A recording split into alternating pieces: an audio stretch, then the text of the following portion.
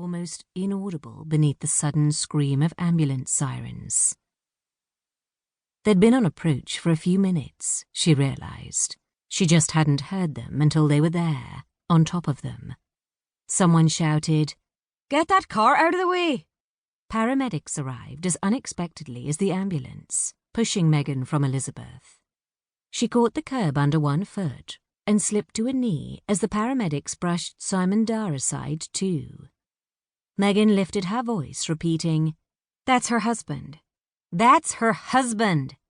until one of the paramedics registered it. They started handling Simon more gently. A distraught young woman with bushels of corkscrew blonde curls offered Megan a hand up.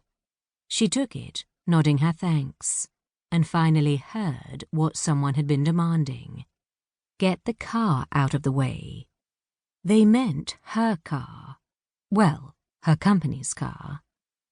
Megan drove limousines and town cars for Leprechaun Limos, who catered mostly to tourists like the Darrs, and to Irish teens who thought the Leprechaun logo limos were gas for their debs, a term that loosely translated to funny for prom.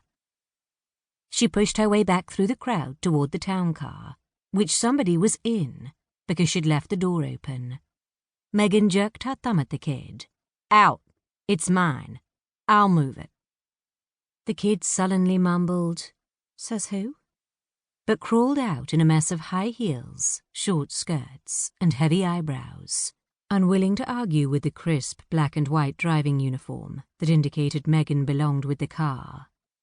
A couple of other opportunistic youths looked disappointed, but they'd have had a hard time stealing the vehicle anyway, given the congregation mashed into the Suffolk Street pedestrian area. Megan edged the car into a quasi-legal parking space around the corner, where the ambulance would be able to pass it easily, and hoofed it back the 40 or 50 feet to Elizabeth Darr.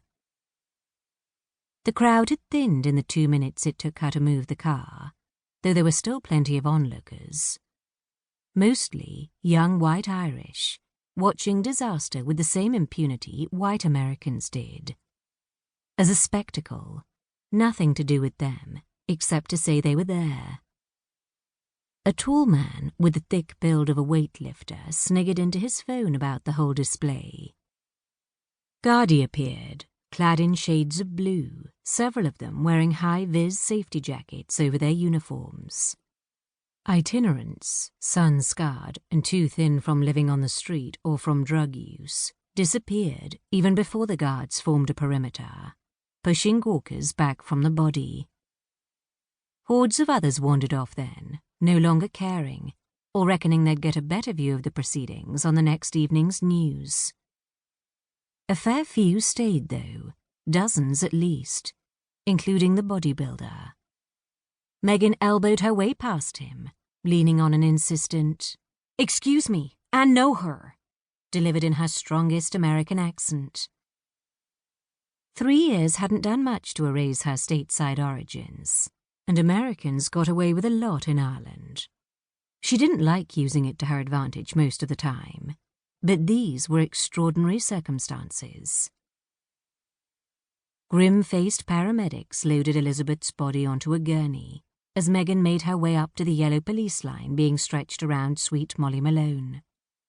A tall, slimly built detective Garda, with the pink-gold undertones to his pale skin that so many redheads had, and pale blue eyes, had taken Simon Darr a few feet away from his wife to ask him questions, although Simon didn't appear to be in any condition to answer them.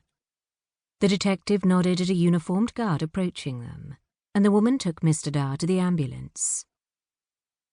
Megan's phone rang, a quick, insistent buzz in her hip pocket. She took it out, saw the caller was her boss, and decided she hadn't noticed it. It went back in her pocket, but the detective's gaze lighted on her. A few long steps took him to the police cordon in front of her, which he lifted and gestured her under. "Megan Malone?" Neither of them could help it. They both glanced at the bronze statue just behind them. Megan, mouth crooked wryly, said, "No relation." And the detective, with an affable charm, said, "I expect